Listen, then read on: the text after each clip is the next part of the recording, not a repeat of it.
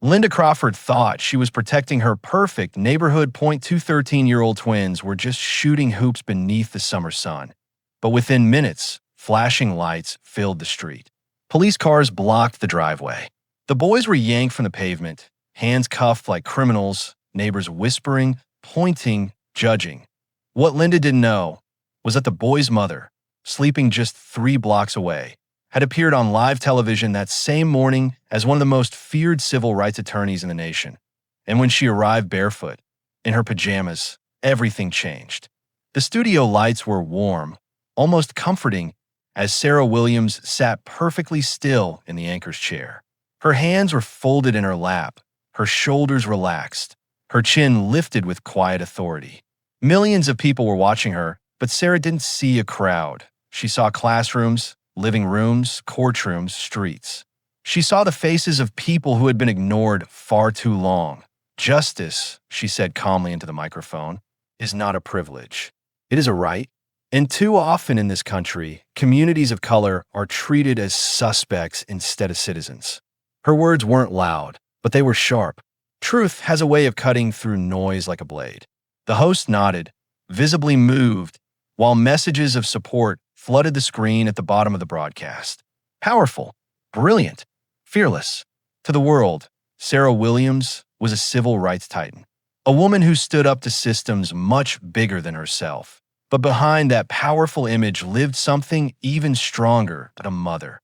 Every single morning before stepping into a courtroom or a television studio, Sarah kissed her sons' foreheads and whispered the same promise into their sleepy ears.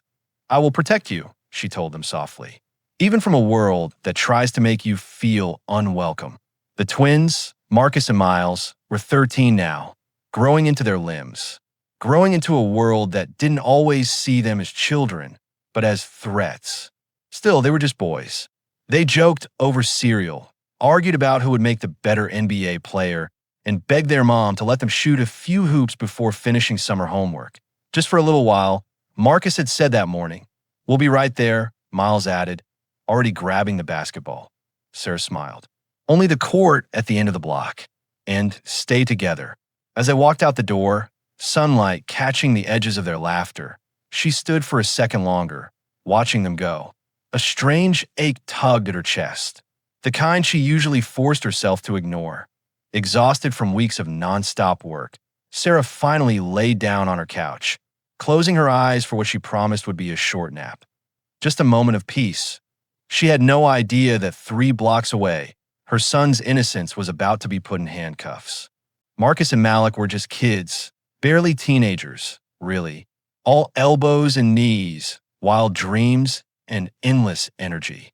The kind of boys who dribbled a basketball a little too loud, argued playfully over who had the better jump shot, and laughed at absolutely nothing. Their sneakers squeaked against the concrete of the small neighborhood court, a faded hoop nailed to a metal pole at the end of a quiet cul-de-sac. Sunlight spilled over the cracked pavement, warming their faces as they moved, running, sweating, smiling. T.O. them. It was just another summer afternoon to T.O. Linda Crawford. It was a threat. From behind the sheer white curtains of her living room window, Linda watched them with narrowed eyes. She didn't see 2 boys practicing layups. She didn't see neighbors' children burning off energy before dinner. She saw outsiders. She saw disruption, danger, change. And to Linda, change meant loss. Loss of control, loss of comfort, loss of the little imaginary kingdom she had built inside her own mind. Her fingers tightened around her mug of tea. "They don't live here," she muttered. "I've never seen them before." She watched as Marcus sank a clean shot, the ball swishing perfectly through the net. Malik cheered, bumping his brother's shoulder. "Lucky," Marcus laughed. "Skill," Malik corrected with a grin. Linda's mouth twisted into a thin line. "You don't belong here," she suddenly shouted, throwing open her front door and stomping onto her porch. Her footsteps were sharp, angry, deliberate. The boys froze, turning to look at her in confusion. They had seen her before, the woman who never waved, never smiled, who always glanced at them like they were stains on the sidewalk. "Yes, ma'am," Marcus asked politely, bouncing the ball slowly at his side. "This is a private neighborhood park," Linda snapped. "It's for residents only." You boys need to leave. Now, Malik exchanged a glance with his brother. We live right over there, ma'am, he replied, pointing toward their street, just a few houses down and around the corner. Our mom told us it was okay. Linda let out a sharp, humorless laugh. That's what they all say. I've lived here 27 years. I know every family on this street. I've never seen either of you before. Marcus felt heat crawl up his neck, but his voice stayed steady, just the way his mother had taught him. With respect, ma'am, the court is owned by the city. There's a sign. It's open to the public from 8 to 8. The word respect hit her like an insult. You don't talk back to me, she hissed. I don't care what a sign says. You don't belong in my neighborhood causing trouble. Causing trouble by playing basketball? Malik asked quietly, confusion and hurt mixing in his eyes. Yes, she snapped immediately. That's exactly how it starts. In her mind, a simple game had already transformed into something dangerous. Two boys had become two suspects. Laughter had become suspicious activity. A basketball had become a reason to be afraid. Please just leave before this gets worse, she warned, her phone already clutched in her hand. Marcus swallowed. His mother's voice echoed in his mind. Stay calm. Stay respectful. Never give them a reason to paint you as something you're not. We haven't done anything wrong, he said carefully. We'll finish up in a few minutes and head home. That was the moment Linda made up her mind.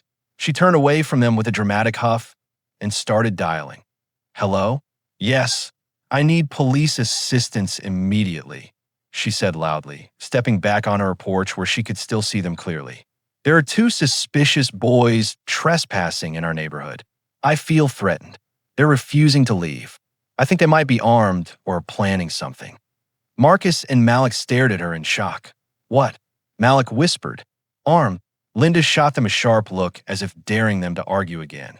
Yes, they're being aggressive, she continued into the phone, her voice trembling with fake fear. Please send someone quickly. Each word piled higher and higher. A story built on lies, fear, and deep-rooted prejudice. Within minutes, the distant wail of sirens sliced through the summer air. Marcus's stomach dropped. Should we just go? Malik asked, his voice barely above a whisper now. And look like we ran? Marcus shook his head. We didn't do anything. We could just explain. The sirens grew louder. Neighbors stepped out of their homes, curiosity tugging them outside. Curtains fluttered. Doors cracked open. Eyes watched. Whispers began to move from house to house like a disease, spreading. Two police cars pulled up hard beside the court, gravel crunching beneath their tires. Then a third. Doors flew open. Hands up! Don't move, one officer shouted, already reaching for his weapon. Marcus dropped the ball immediately, raising his hands so fast his arms ached. Malik did the same, terror lighting his chest on fire. We didn't do anything. Marcus called out. We're just playing basketball. On the ground. Now, another officer barked. They obeyed, knees scraping the hot pavement, faces pressed to concrete that only moments ago felt like freedom. Cold metal clicked around their wrists, handcuffs that a ripple of shock ran through the watching crowd. Some people frowned. Some recorded on their phones. Some nodded as if this was exactly what they expected. Linda stood on her porch with folded arms, chin lifted high, watching with a quiet, satisfied look. I told you they were dangerous, she called out. Marcus squeezed his eyes shut, trying not to cry. He wasn't scared of pain, he was scared of being seen as something he wasn't. Somewhere, 3 blocks away, their mother was still asleep, unaware that her sons were kneeling on the ground in handcuffs, accused of a crime inspired by nothing more than the color of their skin.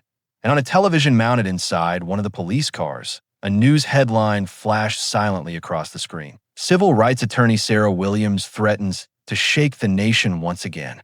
The officers hadn't noticed it yet, but Linda soon would. 3 police cars, 2 boys, and 1 basketball. That alone should have been enough to tell the story. Red and blue lights painted the quiet cul-de-sac in violent streaks, flashing across mailbox numbers, front porches, and faces now peeking out from behind half-closed doors. Sirens that had once sounded distant and unimportant now roared in Marcus's ears like thunder. Malik's breathing came in short. Panicked burst beside him, their shoulders barely inches apart on the scorching pavement. Don't move. Keep your hands where I can see them. Commands crashed into them from every direction. They were pressed flat to the ground, the smell of hot dust and metal filling their lungs. The smooth thud of a basketball still echoed in Marcus's memory, a sound that had, moments ago, meant play, meant summer, meant normal. Now it meant nothing. Cold metal bit down around their wrists. Handcuffs. Marcus squeezed his eyes shut. This isn't happening. This is some mistake. This will be over in a minute. But mistakes don't usually come with 3 squad cars and hands on holsters. Please, Malik breathed out, his face turned toward the pavement. We didn't do anything. I asked them to leave. Linda called out from her porch. Her arms were crossed tight like a judge delivering a verdict. They were aggressive. I felt unsafe. I didn't know what they were planning. One of the officers glanced up at her, nodding once, already convinced that a narrative built from fear, not facts. What are your names? Another officer demanded. Marcus Williams. Malik Williams. Do you live here? Yes, sir. Marcus replied, his voice straining to stay steady the way his mother taught him. 3 blocks that way. Our mom said we could play here. It's a public court. Any weapons on you? The officer snapped. No, sir. Any drugs? No, sir. The words came out too fast, too desperate, the sound of children trying to convince the world they deserved to breathe freely that a small crowd had gathered now. Neighbors in casual clothes, a man with a lawn chair, a woman still holding a dish towel. Some whispered, others recorded. A few looked uncomfortable, but did nothing to end the chaos. The world kept spinning. Uncaring 3 blocks away, in a small but warm living room, Sarah Williams slept on her couch, exhausted but peaceful for the first time in weeks. Her arm lay draped over her eyes to block out the afternoon sun. The television that had once shown her face to the nation now played quietly in the background, its volume fading in and out as she drifted in and out of rest. Then her phone buzzed. Once, twice, 3 times. She groaned slightly, reaching blindly for it. Another vibration, longer this time. Unknown number. Then another. Neighbored at a whisper of dread crept through her chest before she even unlocked the screen. She answered, Sarah. The voice on the other end cried. There are police everywhere. They have Marcus and Malik on the ground behind 1249 Crestview. They put handcuffs on them. For a split second, the world stopped breathing. What? Sarah shot upright, the word tearing from her throat. They're treating them like criminals. Please come quickly. The call ended, but Sarah was already moving. Her heart pounded violently as she leaped to her feet, not even thinking about shoes, about clothes, about dignity. She didn't look in a mirror. She didn't check her reflection that a mother doesn't care what she looks like when her children might be in danger. She ran. Bare feet slapped against the sidewalk as she sprinted down the street in thin cotton pajamas, her curls wild in the wind. Her lungs burned with every sharp breath, but she didn't slow down. The only sound she heard was the echo of her sons' names humming through her veins. Marcus, Malik. She turned the corner and froze in her tracks. 3 police vehicles at a cluster of neighbors. 2 small bodies on the pavement, hands cuffed behind them. Her boys, time shattered. Those are my sons, she screamed, the sound ripping through the street like a storm. Those are my sons. Every head turned. Officers froze. Neighbors gasped. Phones lifted higher. Sarah pushed through the small crowd, dropping to her knees beside Marcus and Malik. Look at me, baby, she whispered urgently as her fingers brushed their cheeks. You're okay. Mama is here now. You're safe. Tears ran down Malik's face. Marcus's jaw trembled as he tried to be strong, but the child in him broke the moment he felt her hand in his point. One of the officers stepped forward. Ma'am, please stand back. We're handling a situation. Handling what? She snapped, her eyes flashing up at him with a fire that made him pause. 2 children playing basketball? 2 children who live in this neighborhood? 2 children who have done nothing wrong. Her voice wasn't loud, that it was controlled. That was somehow even more terrifying. Another officer tilted his head, studying her face now. Recognition slowly spread across his features. Wait, he murmured. You're Sarah Williams, the civil rights attorney. You were on the news this morning. Yes, she replied without breaking eye contact. And right now, I'm a mother whose sons have just been put in handcuffs because a woman over there didn't like the way they looked in her perfect neighborhood. Every eye slowly moved toward Linda's porch. Linda's satisfied expression drained. Color vanished from her cheeks as she stared at Sarah, the same woman she had watched on her television just hours before. The powerful voice speaking about injustice. The woman the entire nation was praising. The same woman she had unknowingly attacked in the worst way possible. I didn't know they were your sons, she stammered. I thought, you thought what? Sarah stood now, rising slowly, the calm in her posture more powerful than any weapon. That two black boys with a basketball was reason enough to call an army on them. Silence. Even the breeze seemed to stop. The officers shifted uncomfortably. One of them finally stepped closer to Marcus and Malik, unlocking the cuffs. The metal fell away from their wrists at a sound that should have never needed to happen at all. I'm sorry, boys, he said quietly. Not to them, but maybe to himself. Sarah pulled them into her arms, holding them tightly as if the world might try to steal them away again. I told you, she whispered in their hair, her voice breaking just enough to reveal her wounded heart. I will always protect you, even from a world that forgets you are children. And then she looked up at the street, at the neighbors, at the officers, at Linda, and spoke words that landed heavier than the flashing lights ever had. You saw criminals, she said steadily. I see my sons. In that moment, power shifted, not from a badge, not from fear, not from authority, but from truth. The world had changed in less than a minute. One moment. Marcus and Malik were pressed against burning concrete, wrists locked in cold steel. The next moment, those cuffs were gone, and the same people who had treated them like criminals now stood in awkward, ashamed silence. But what none of them realized yet was that the story wasn't over. It was just beginning. Because while the neighborhood had been frozen in shock, the twins' phones had never stopped recording.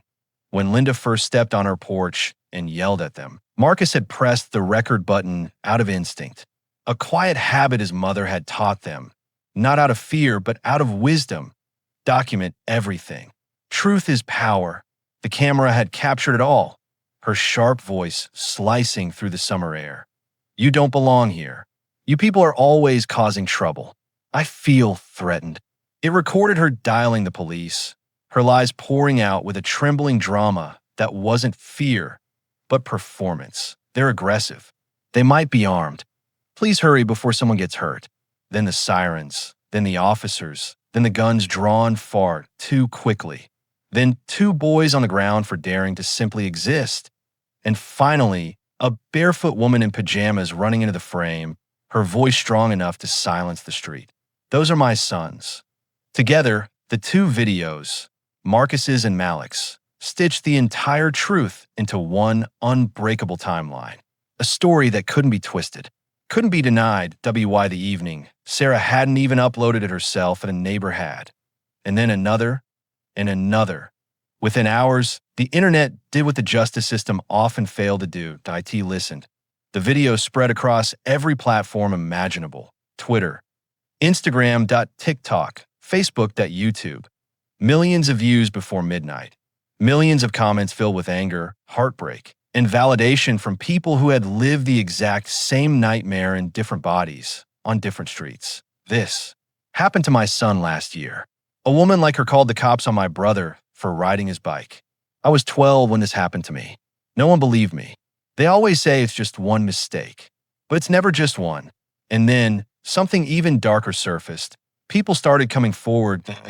First, it was one message, then two, then dozens, then hundreds, stories written in shaking hands. She did this to me when I was walking my dog. She accused my husband of breaking into our own home. She called the police on my daughter for selling lemonade. She said we were out of place just standing on the sidewalk. A journalist from a local newspaper grew curious. She dug deeper, pulling police records connected to Linda Crawford's address.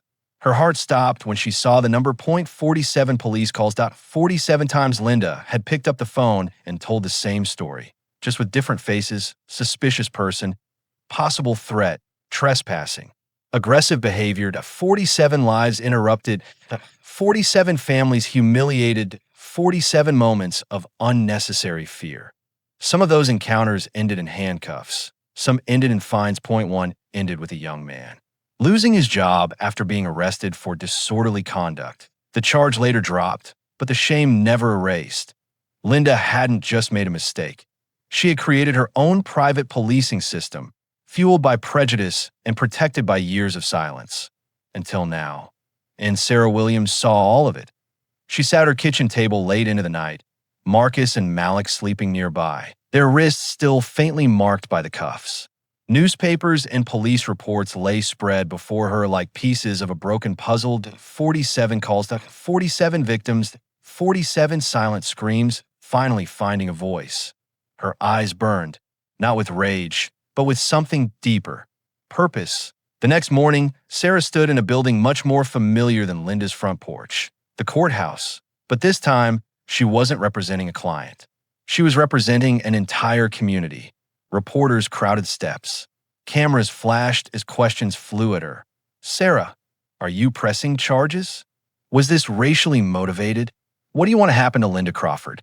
Sarah walked to the podium slowly, her posture calm, her face steady.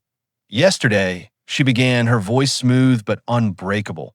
My sons were treated as threats in their own community for doing nothing more than playing a game of basketball.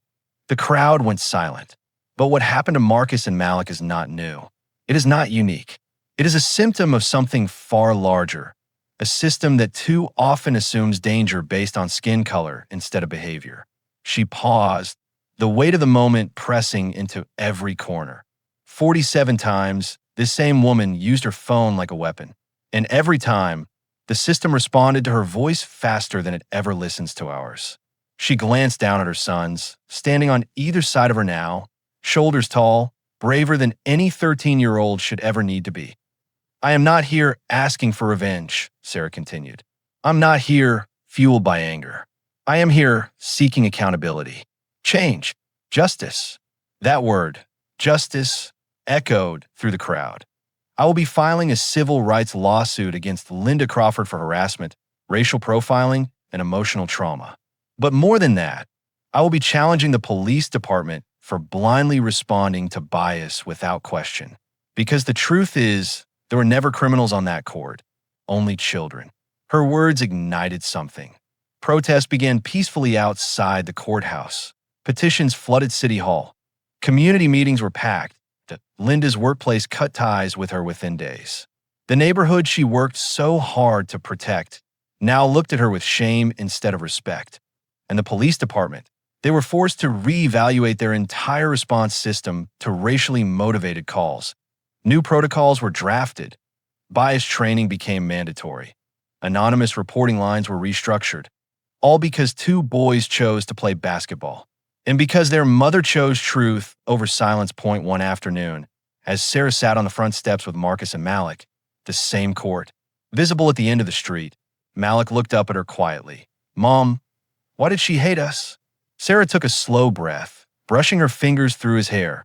She didn't hate you, baby, she answered softly. She feared what she never tried to understand. Marcus stared out at the empty court. Are people always going to see us like that? Sarah turned his face gently toward hers, forcing his eyes to meet the strength in her own. Some will, she said honestly. But now the whole world also saw who you really are. Then she smiled, a small, proud, aching smile, and the world believed you. Not because of anger, not because of violence, not because of revenge, but because of truth. And that truth shook a system that had been quiet for far too long.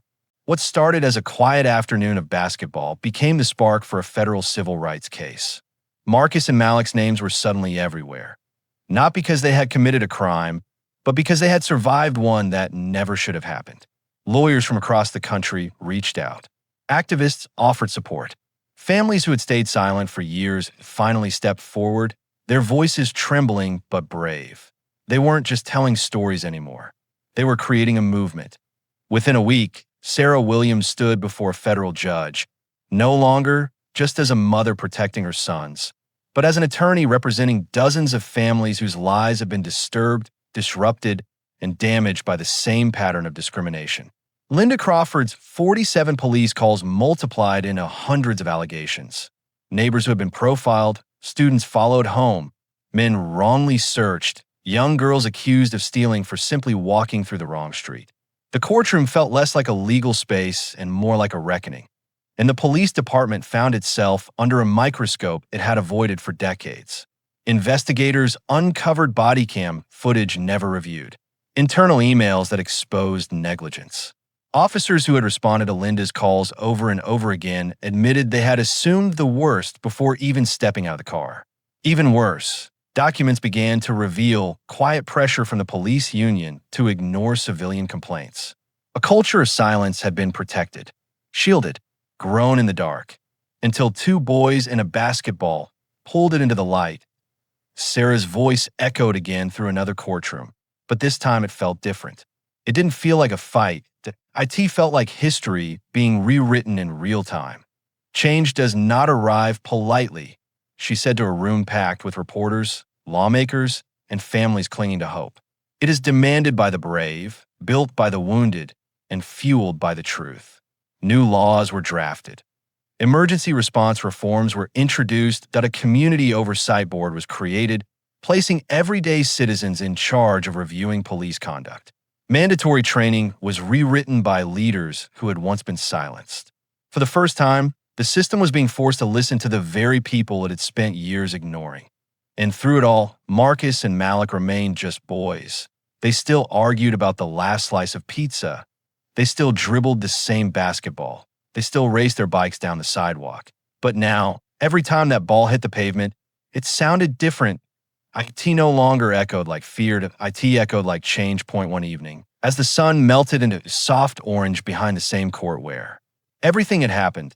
Sarah sat on the front steps, watching her sons play again, free, unafraid, unchained. Linda Crawford's house stood quiet in the distance. Curtains drawn, yard unkempt, a shadow of what control had once meant for her. Malik jogged over, sweat on his forehead, a smile finally carefree. "Mom," he said, breathing hard, "do you think we really changed something?" Sarah looked at the court, the street, the sky, and then back at her sons, the future standing tall in worn-out sneakers and bright hope. "We didn't change something," she replied softly. "You changed the direction of history." Marcus absorbed the words, then grinned. "All because of basketball." Sarah laughed for the first time in what felt like weeks. "No," she corrected him. "All because you refused to be silent in a world that wanted you to disappear." The ball bounced again, once, twice, three times, and this time, the whole world seemed to be listening to its rhythm. Marcus and Malik didn't try to be heroes that day. They just tried to be kids. But the truth is, sometimes the bravest people in the world are just children who refuse to give up their right to exist. And the strongest protection on earth isn't a badge, isn't a weapon, isn't a neighborhood fence. That IT is a mother's love, that a camera and a shaking hand, and the quiet courage to say, "We know our rights." This isn't just their story, it's the story of every child who was told they didn't belong, and every parent who refused to stay silent.